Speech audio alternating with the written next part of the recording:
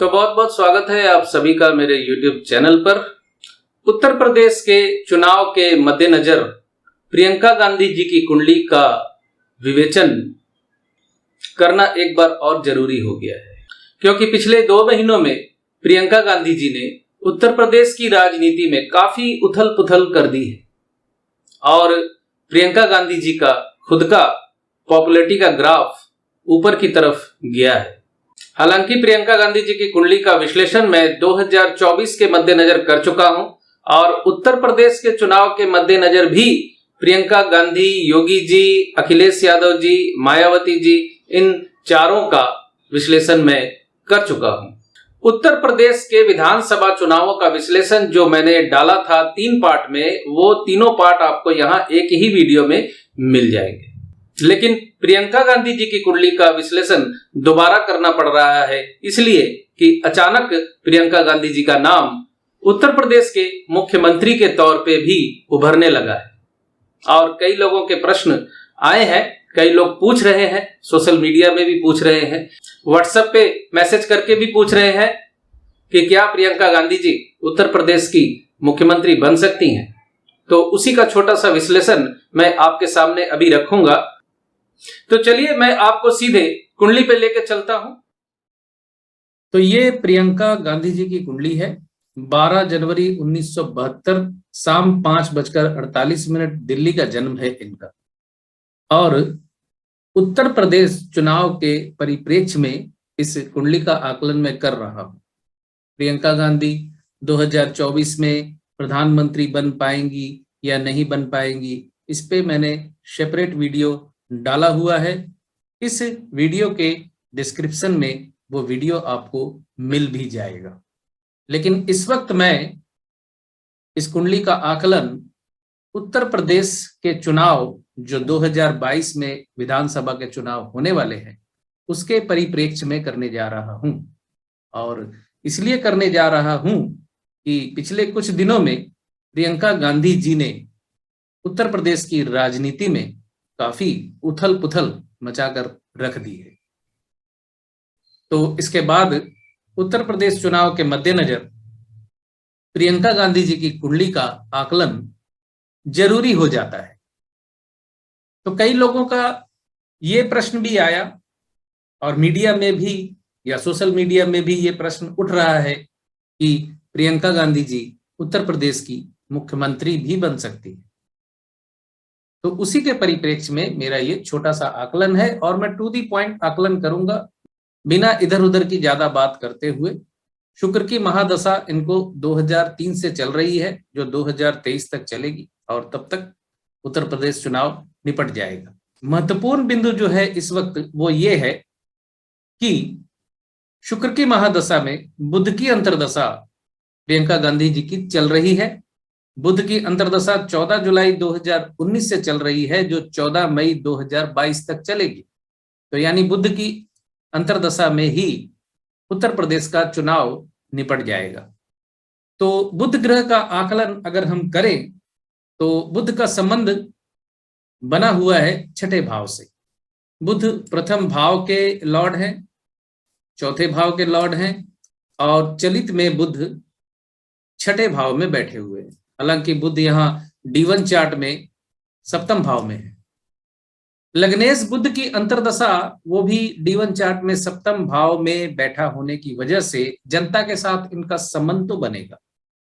प्रियंका गांधी जी आम जन के बीच में आती जाती रही हैं और आम जनता के साथ उनका योगा योग भी होता है। लेकिन चलित में वो 6ठे भाव में है बुध, तो मेहनत बहुत ज्यादा करनी पड़ती है उनको, लेकिन उसका फायदा विशेष उनको होता नजर नहीं आता। बुध केतु के नक्षत्र में है और केतु D1 में द्वितीय भाव में, लेकिन चलित में प्रथम भाव में बैठे हुए हैं। तो केतु का संबंध भी कोई विशेष सफलतादायक घर से नहीं बन रहा है।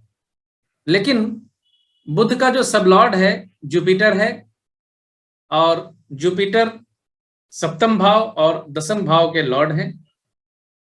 लेकिन इत्तेफाक से जुपिटर भी चलित में 6ठे भाव से संबंध बना रहे हैं।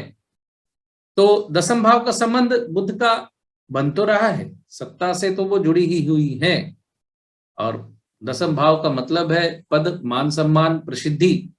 तो प्रियंका गांधी जी की प्रसिद्धि नहीं है ये कोई नहीं कह सकता, उनका शत्रु भी नहीं बोल सकता कि प्रियंका गांधी जी को कौन जानता है। तो इस दसम भाव की वजह से उनकी प्रसिद्धि भी हो रही है बुध की अंतर्दशा में, और वो जनता से जुड़ी भी रही।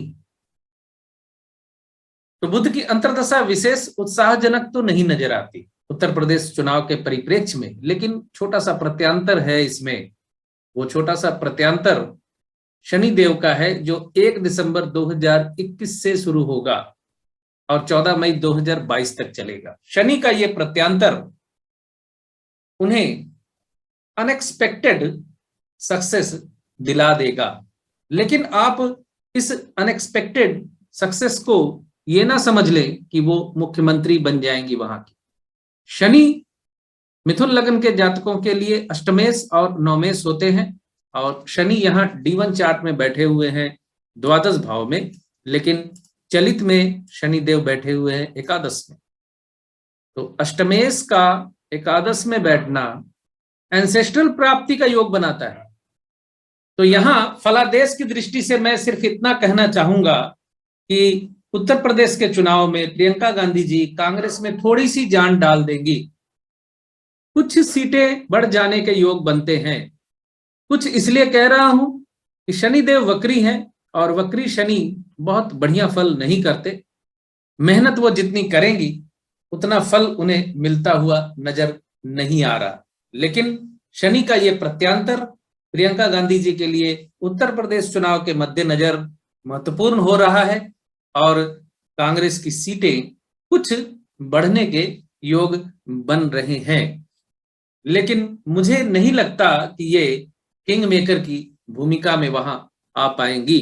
तो उत्तर प्रदेश चुनाव के मद्देनजर प्रियंका गांधी जी का उत्तर प्रदेश का मुख्यमंत्री बनने का कोई योग नहीं है। तो ये था प्रियंका गांधी जी की कुंडली का विश्लेषण उत्तर प्रदेश के विधानसभा चुनाव के मद्देनजर। ज्योतिषीय विश्लेषण के साथ ही हमें देश काल पात्र की स्थिति को भी ध्यान देना होता है। आप इसे यूं समझिए कि वास्तविक तौर पे कांग्रेस की स्थिति उत्तर प्रदेश में बहुत ज्यादा मजबूत नहीं है।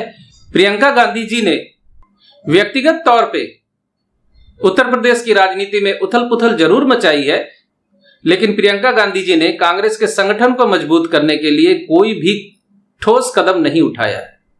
इस बात को भी विश्लेषण के दौरान हमें ध्यान में रखना होता है। कई लोग कहते हैं ना कि वो सब छोड़िए, कुंडली क्या कह रही है। कुंडली भाई वही कहेगी जैसे आपके कर्म होंगे। आपके कर्मों के बिना कुंडली में पड़ा हुआ भाग्य भी आपको नहीं मिलता है। तो प्रियंका गांधी पॉपुलिस्ट राजनीति तो वहां कर रही है कि चुनाव के बाद हम ये देंगे, चुनाव के बाद हम वो देंगे, लेकिन वो धरातल पे संगठन को मजबूत करने का काम नहीं कर रही है। ये उनकी कमजोरी है। तो विश्लेषण आपने देख ही लिया, मैं कर चुका हूं कि प्रियंका गांधी जी उत्तर प्रदेश की मुख्यमंत्री नहीं बनेंगी, और बामुश्किल 10 या 20 सीटें प्रियंका गांधी जी को मिल सकती है। हाँ, यहां रिपीट मैं फलादेश दोबारा बोल रहा हूं कि उत्तर प्रदेश की राजनीति में प्रियंका गांधी की एक्टिविटी के चलते कांग्रेस की सीटें कुछ जरूर बढ़ेंगी। ये प्रियंका गांधी जी की कुंडली कह रही है। तो इजाजत दीजिए, मिलते हैं अगले वीडियो में किसी और शख्सियत के विश्लेषण को लेकर बहुत जल्द ही। तब तक खुश रहिए, स्वस्थ रहिए।